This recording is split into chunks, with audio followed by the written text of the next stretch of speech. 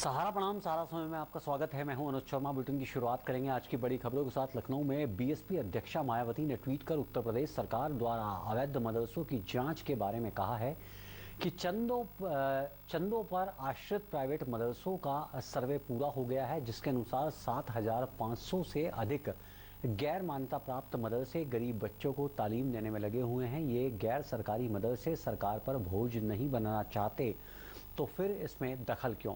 पहले कांग्रेस सरकार ने मदरसा आधुनिकीकरण के नाम पर वहां के छात्रों को उनकी पसंद की उच्च शिक्षा प्राप्त करने के बजाय उन्हें ड्राइविंग, मैकेनिकल, कारपेंटर की ट्रेनिंग दी। बीजेपी सरकार में उत्तर प्रदेश की शिक्षा व्यवस्था लगातार खराब हो रही है।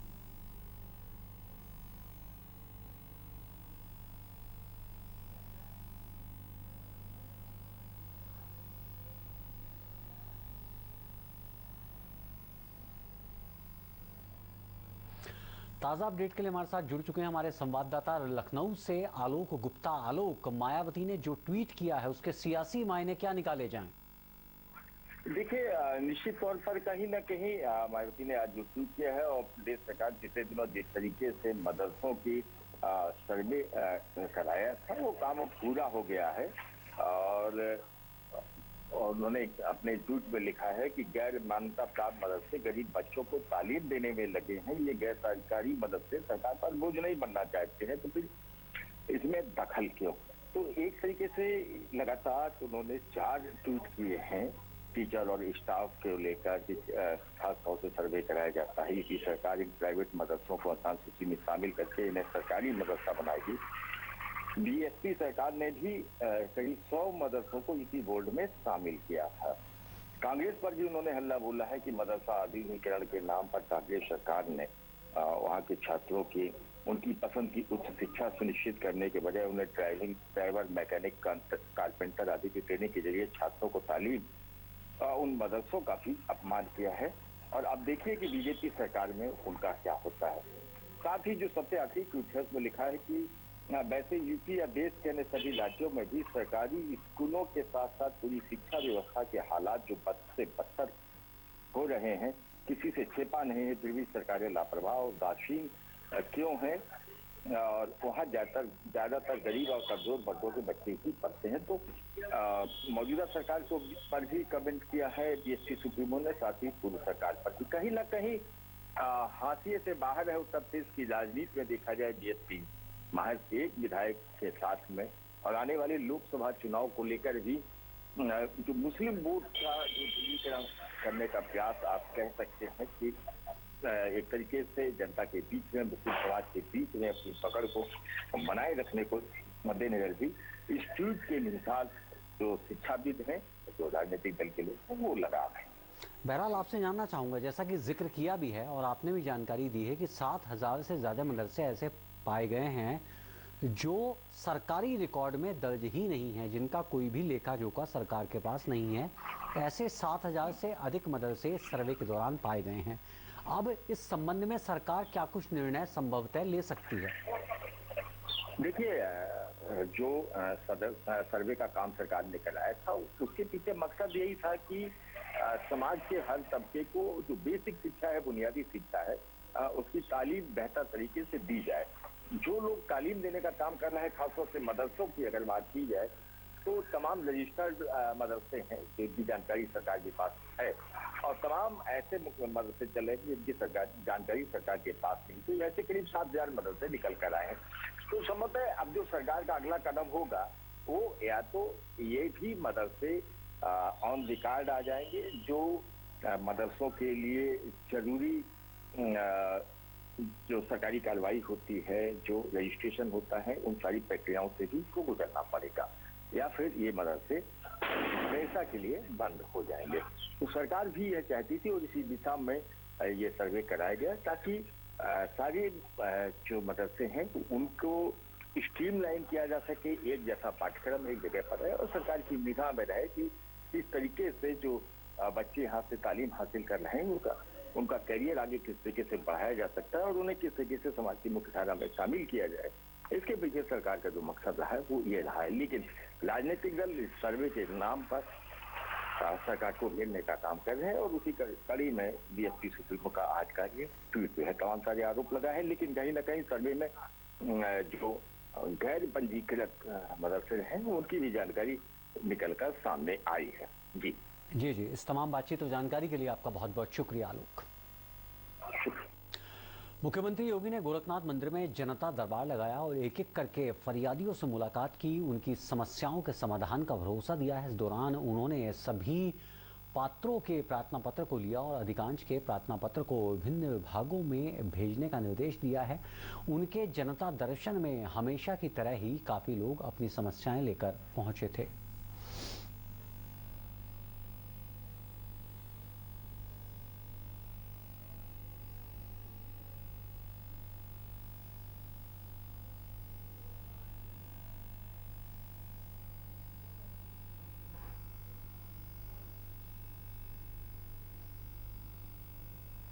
ना पुस्तकों को बोलने दो। ये कुशीनगर का ही मामला।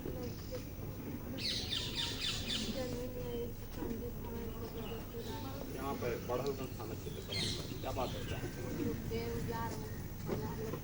कहाँ पे कौन कर रहा है?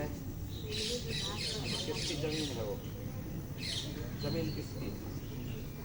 अब तो सरकारी जमीन पे कैसे कोई रहेगा? ऐसे कैसे? अरे फिर बताइए कब, कहाँ गाँव कहाँ आपका? लोगों छोड़ के सरकारी जमीन पे नहीं रह जाते, क्या है बताए? बाकी कहाँ से आते हैं आप?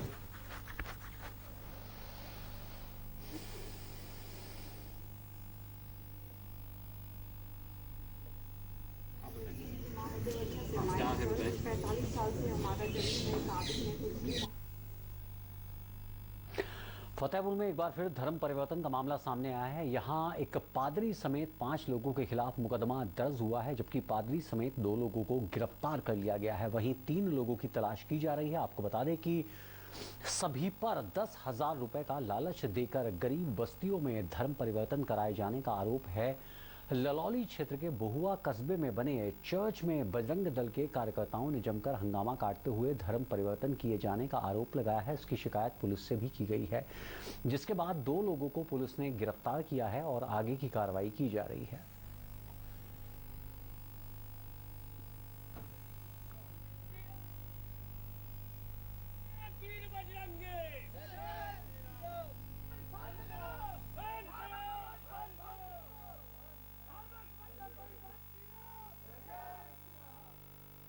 पैसा का लालच दे के बुलाते हैं और कहते हैं कि अपना धर्म छोड़ो, वो धर्म को अपनाओ। तो हमने कहा नहीं, ये गलत है। सर में दर्द होता था, कहा गाइड ले लो और चलो वहीं पे, तुम्हारा ठीक हो जाएगा, तुमको 10,000 रुपये दिलाएंगे हर महीना। भाई हम लोग तो अपने भोले के पुजारी हैं, ठीक है, और वो लोग ईसाई के पुजारी, तो हम ईसाई में थोड़ा जाएंगे। हम अपने भोले को और राम लक्ष्मण को नहीं छोड़ेंगे। आपको कितने रुपए का लालच दे रहे थे? 10,000 रुपये का लालच दे रहे थे। थाना ललौली जनपद फतेहपुर में एक धर्म परिवर्तन से संबंधित अभियोग पंजीकृत किया गया है, जिसमें आरोप है कि कुछ लोग प्रार्थना सभा करके लोगों का ब्रेन वॉश करके धर्म परिवर्तन कर रहे हैं। इसमें 5 लोगों के खिलाफ मुकदमा पंजीकृत किया गया है। 2 लोगों की गिरफ्तारी भी हो चुकी है। शेष लोगों की तलाश जारी है। जो भी तथ्य सामने आएंगे, जो भी मैटर सामने आएगा, उस पर कार्रवाई की जाएगी।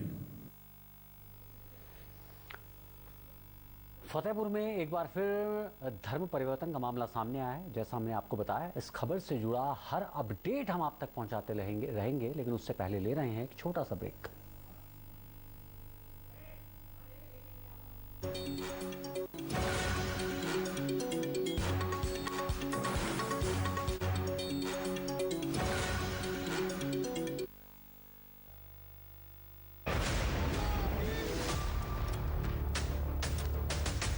जो हिंदूवादी है वही मानवतावादी है। आपको लगता है कि पूर्वांचल में जो बुलडोजर चलाया गया अपराधियों के खिलाफ, उसका मैसेज?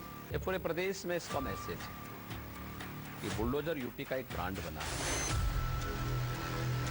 यकीन कीजिए, मुमकिन है सब कुछ। सिर्फ संवाद। उत्तराखंड बनने में आपकी एक प्रमुख भूमिका रही है। ये शुरुआत कहाँ से हुई आपके राजनीतिक जीवन में? 1957-58 से मेरा एक प्रकार के राजनीतिक जीवन उस हाई स्कूल इंटर में जब पढ़ता था तब शुरू हो जाता। मूल मान्यताओं में कमी आई। देखिए, मूल्यों का क्षरण हुआ है। 3 तलाक का मुद्दा काफी चर्चित रहा है। जो सम्मान माननीय उच्चतम न्यायालय ने दिया है, मैं हार्दिक बधाई देता हूँ। संवाद है तो समाधान। उत्तर प्रदेश की राजनीति में काफी मेहनत कर रही हैं, तो क्या माने कि ये मेहनत अपना दल के लिए कर रही हैं या भारतीय जनता पार्टी के लिए कर रही हैं? मेरा जो परिश्रम है या मेरे कार्यकर्ताओं का जो परिश्रम है वो इस गठबंधन को मजबूत करने के लिए है। पंडित दीनदयाल उपाध्याय ने जो सपना देखा था भारत का, क्या आपको लगता है कहीं साकार हो रहा है? माननीय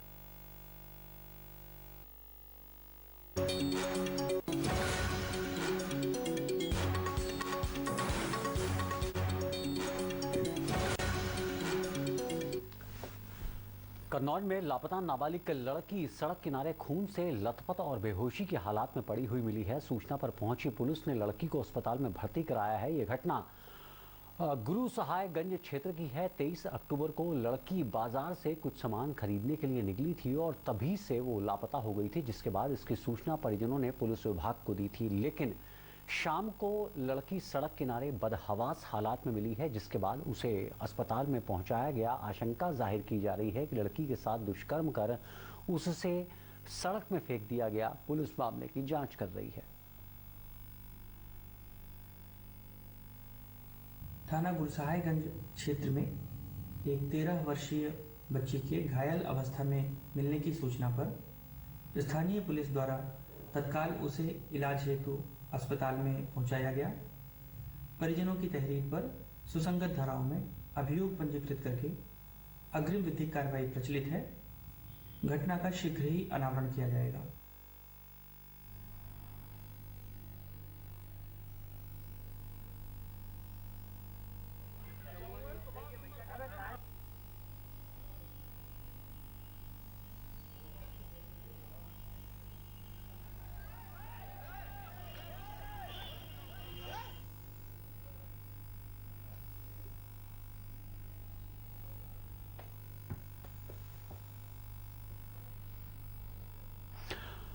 अलीगढ़ में बाइकर्स गैंग के सदस्यों ने पूर्व एएमयू छात्र उसके साथी को गोली मार दी है। दोनों को गंभीर हालात में अस्पताल में भर्ती कराया गया है। ये वारदात सेंटर पॉइंट चौराहे की है। आपको बता दें कि कुशाग्र शर्मा अपने दोस्तों के साथ सिटी सेंटर पर घूमने के लिए गया हुआ था। वहां सभी दोस्त आपस में बातचीत कर रहे थे, तभी उनकी वहां से गुजर रहे दबंग बाइकर्स गैंग से जुड़े कुछ सदस्यों से किसी पर फोन पर कहासुनी हो गई। इससे दोनों के बीच विवाद हो गया, जिसके बाद बाइकर्स गैंग के सदस्यों ने उनको गोली मार दी और मौके से फरार हुए। दोनों को अस्पताल में भर्ती कराया गया है। पुलिस मामले की जांच में जुटी हुई है।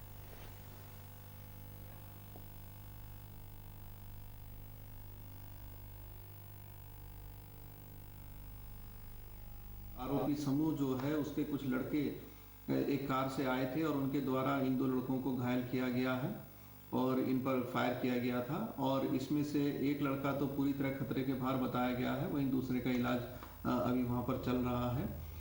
इसमें यह भी बता दें कि जो हमलावर लड़के थे, इसमें से कुछ के नाम जो है उनको तस्दीक किया जा रहा है और एक नाम प्रकाश में आया है, जिसके लिए टीमें तत्काल रवाना कर दी गई हैं। अभियोग पंजीकृत कर वैधानिक कार्रवाई प्रचलित करने के आदेश दिए गए हैं। ताज़ा जानकारी के लिए बात करेंगे संवाददाता धीरेन्द्र सिंह से। धीरेन्द्र, क्या है ये पूरा मामला? देखिए, इस समय मैं आपको कहूँ अनुज के इस शहर में बाइकर्स गैंग का इस तरह जो है शहर के जो समझो सेंटर पॉइंट चौराहा, जिसके लिए पुलिस तमाम दावे करती है कि हमारी इतनी टीमें लगा दी, हमने ये कर दिया और किसी भी तरह की कोई दिक्कत नहीं हुई। लेकिन त्योहारों को देखते हुए जहाँ प्रदेश सरकार की तरफ से या पुलिस के मुखिया की तरफ से लगातार कहा गया कि पुलिस क्षेत्र में कॉमिंग करेगी और तमाम व्यवस्थाओं को चाक चौबंद रखेंगे, क्योंकि त्योहार पर भीड़ बढ़ती है बाजारों में। लेकिन बाइकर्स गैंग की तरफ किसी का ध्यान नहीं गया और कल रात जिस तरह से तांडव इन लोगों के द्वारा किया गया, जो समझो घटना की शुरुआत जो समझो यहाँ के अलीगढ़ के जो सेंटर पॉइंट बाजार में हुई और वहां से चलते चलते जो है लड़ाई समझ लीजिए जो बाइकर्स गैंग की जो रामगढ़ रोड पे जो हम एक पक्ष पहुंचा, उसको देख के पीछा करते हुए दूसरा पक्ष पहुंच गया और हम लोग फायरिंग होने लगी। इसी फायरिंग में जो हम लोग एक पक्ष का जो पूर्व छात्र था जो हम अलीगढ़ विश्वविद्यालय का, उसके हम लोग सीने में गोली लगी है और दूसरे के पैर में लगी है। तो दोनों पक्षों के लोगों के जो बाइकर्स गैंग के बीच में जो फायरिंग हुई, उस फायरिंग के चलते कहीं न कहीं जो है वहाँ जो है मतलब घटना स्थल पर जो रात्रि में तमाम लोगों ने अफरा तफरी मची। इस अफरा तफरी के चलते कई लोग और घायल हुए और जो है 2 लोगों के जो पुलिस के द्वारा बताया गया है कि सब गनशॉट और इंजरी हुई है। इसमें एक की हालत गंभीर है, एक के पैर में लगी है गोली। पुलिस के द्वारा कहा जा रहा है कि हमने 3 टीमें बना दी और टीमें कहीं न कहीं जो है कार्रवाई करेंगे। लेकिन अनुज एक बात साफ तौर पे है कि कहीं न कहीं बाइकर्स गैंग का जिस तरह का आतंक है शहर में, कहीं न कहीं आप देख लीजिए 3 सवारी लगातार लोग जो है मोटरसाइकिल पर, त्योहार के खासकर मौके पर जहां पुलिस की ज्यादा तैनाती होती है, वहां कहीं न कहीं जो पुलिस प्रशासन के दावों को कहीं कहीं पोल खोलती है। जी अनुज। जी धीरेन्द्र, तमाम बातचीत के लिए आपका शुक्रिया। यहाँ वक्त हो चला एक छोटे से ब्रेक का। ब्रेक के उस पार भी खबरों का सिलसिला जारी रहेगा। आप चलते रहिए सहारा समय के साथ।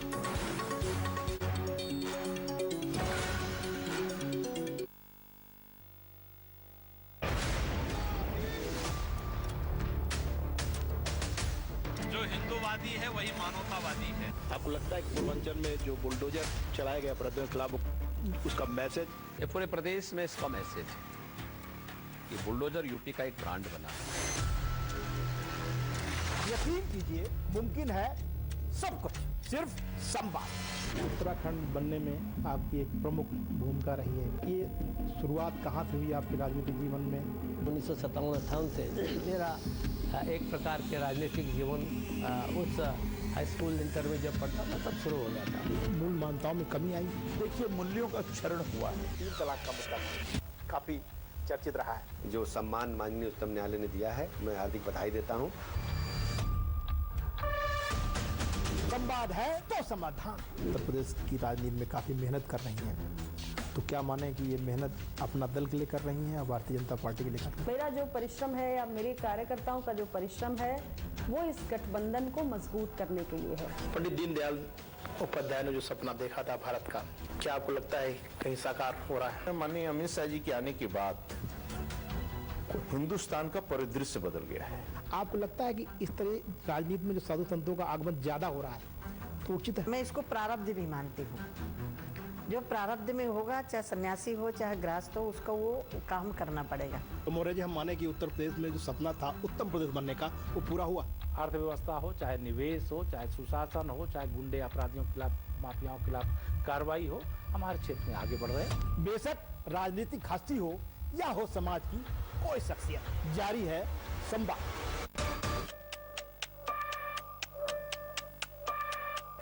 रियो ओलंपिक से पहले आपकी सर्जरी भी हुई थी, उसके बाद भी आपने ओलंपिक खेला। जब आप एक बुरा टाइम फेस करते हो, आई थिंक उसको भी आपको पॉजिटिवली लेना चाहिए। रियल अर्थों में भारतीय जनता पार्टी दलितों के हित में काम की है। निरंतर आरक्षण की मांग बढ़ती जा रही है, आप कितना सहमत हैं इससे? आरक्षण का मतलब हमारा आरक्षण है। आपका एक खास संदेश है कि उत्तर प्रदेश में कानून का राज है और कानून का राज ही रहेगा। अगर आप कानून तोड़ेंगे तो आप जेल के अंदर होंगे। हम तो कानून का राज्य ही स्थापित करना चाहते हैं। देखिए हमारे साथ संवाद, सिर्फ सहारा समय न्यूज नेटवर्क पर।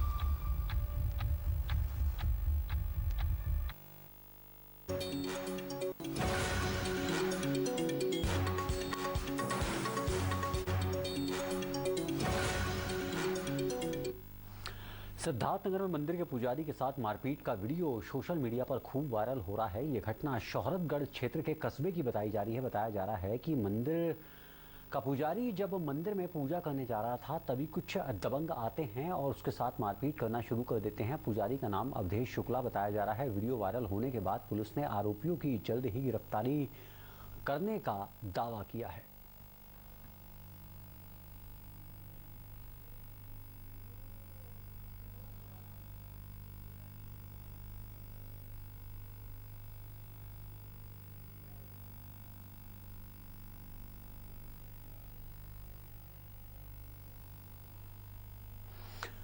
हापुड़ में मंगलवार रात की शहर आबो हवा खराब रही है और कई क्षेत्रों में लोगों को वायु प्रदूषण की वजह से काफ़ी दिक्कतों का सामना करना पड़ रहा है। एयर क्वालिटी बेहद ख़राब हो गई है। शहर की वायु की गुणवत्ता 256 दर्ज की गई है और आने वाले दिनों में भी लोगों को राहत मिलती दिखाई नहीं दे रही है। आपको बताते चलें कि दिवाली पर पटाखों पर रोक के बावजूद भी जमकर आतिशबाजी हुई है, जिस कारण हवा और ज़्यादा ख़राब हो गई है।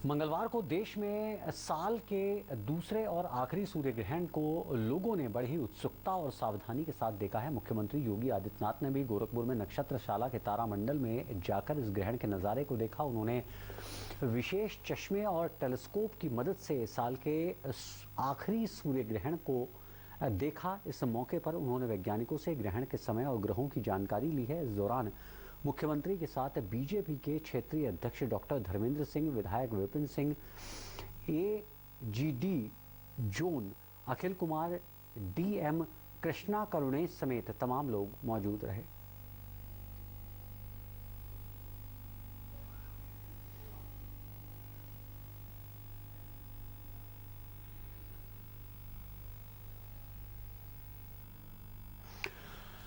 विधि विधान से दोपहर 12:01 पर गंगोत्री धाम के कपाट शीतकाल के 6 माह के लिए बंद कर दिए गए हैं। इस मौके पर भारी संख्या में श्रद्धालु मौजूद रहे।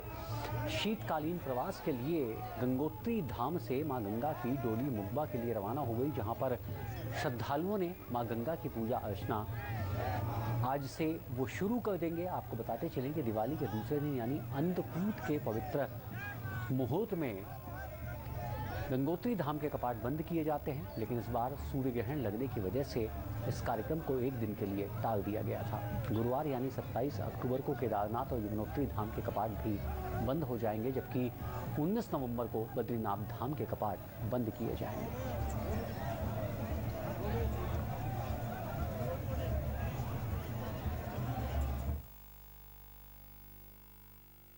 और ताज़ा अपडेट के लिए हमारे साथ जुड़ चुके हैं मौके पर मौजूद हमारे संवाददाता सुनील थपरियाल। सुनील, आज 12:01 पर कपाट बंद कर दिए गए हैं।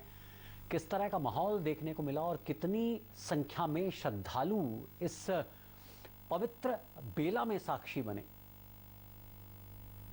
अनुज, मैं बताना चाहूंगा कि आज जिस तरह से मां गंगा की जो कपाट है गंगोत्री धाम में, वो बड़े हर्षोल्लास के साथ जो है वैदिक मंत्रोच्चारण के साथ जो है 12:01 पर जो है विधि विधान से बंद कर दिए गए हैं। हजारों की संख्या में उमड़े श्रद्धालु इसके साक्षी बने। गंगोत्री के विधायक सुरेश चौहान भी इस समय मौजूद थे और उसके अलावा सेना का बैंड, क्योंकि ये मुख्यतः होता है कि जब भी मां गंगा के कपाट खुलते हैं या बंद होते हैं तो सेना का बैंड जो है मां गंगा की उत्सव डोली की अगुवाई करते हैं। तो अब जो है मां गंगा की उत्सव डोली रवाना हो चुकी है यहाँ से गंगोत्री धाम से मुखवा गांव के लिए, और जो है बैंड बाजों के साथ जो है मां गंगा की उत्सव डोली बड़े भव्यता के साथ जो है यहाँ गंगोत्री धाम से जो है निकली हुई है। बड़े जयकारों के साथ मां गंगा के जयकारों के साथ जो है उत्सव डोली निकली हुई है और कुछ देर जो है भैरव मंदिर में रुकने के बाद रात्रि विश्राम जो है मां गंगा देवी मंदिर में करेगी, जहाँ पर जो है रात्रि भोग जो है मां गंगा को चढ़ाया जाएगा। पूजा अर्चना देवी मंदिर में की जाएगी और कल 27 अक्टूबर को, क्योंकि भैया दूज का पर्व है, और भैया दूज के पर्व पर जो है मां गंगा की जो उत्सव डोली है, जो भोग मूर्ति है, वो जो है मुखवा गांव पहुंचेगी, जहां पर जो है मंत्रोच्चारण के साथ जो हवन और जो हनुमान मां गंगा की जो वो है पाठ पूजा के साथ जो है मां भोग मूर्ति जो है मंदिर में विराजमान हो जाएगी। और शीतकाल में जो श्रद्धालु देश विदेश के होंगे वो मुखवा जो है पहुंच करके जो मां गंगा के दर्शन कर पाएंगे। दूसरी तरफ मैं आपको बताना चाहूंगा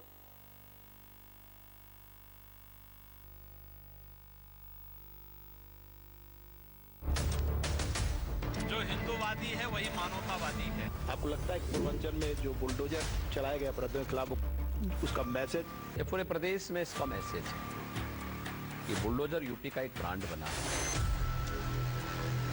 ये यकीन कीजिए मुमकिन है सब कुछ, सिर्फ संवाद। उत्तराखंड बनने में आपकी एक प्रमुख भूमिका रही है। ये शुरुआत कहाँ से हुई आपके राजनीतिक जीवन में? 1957-58 से मेरा एक प्रकार के राजनीतिक जीवन उस हाई स्कूल इंटर में जब पढ़ता था तब शुरू हो गया था। मूल मान्यताओं में कमी आई। देखिए, मूल्यों का क्षरण हुआ है। 3 तलाक का मुद्दा काफी चर्चित रहा है। जो सम्मान माननीय उच्चतम न्यायालय ने दिया है, मैं हार्दिक बधाई देता हूँ।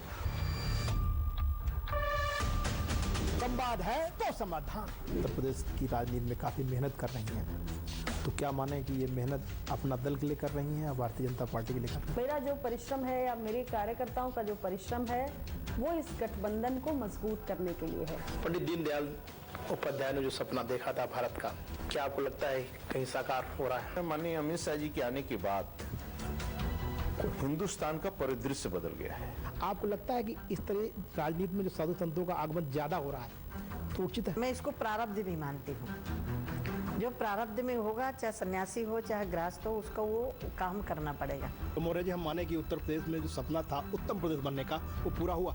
अर्थव्यवस्था हो, चाहे निवेश हो, चाहे सुशासन हो, चाहे गुंडे अपराधियों के खिलाफ, माफियाओं के खिलाफ कार्रवाई हो, हमारे क्षेत्र में आगे बढ़ रहे हैं। बेशक राजनीतिक हस्ती हो या हो समाज की कोई शख्सियत, जारी है संवाद।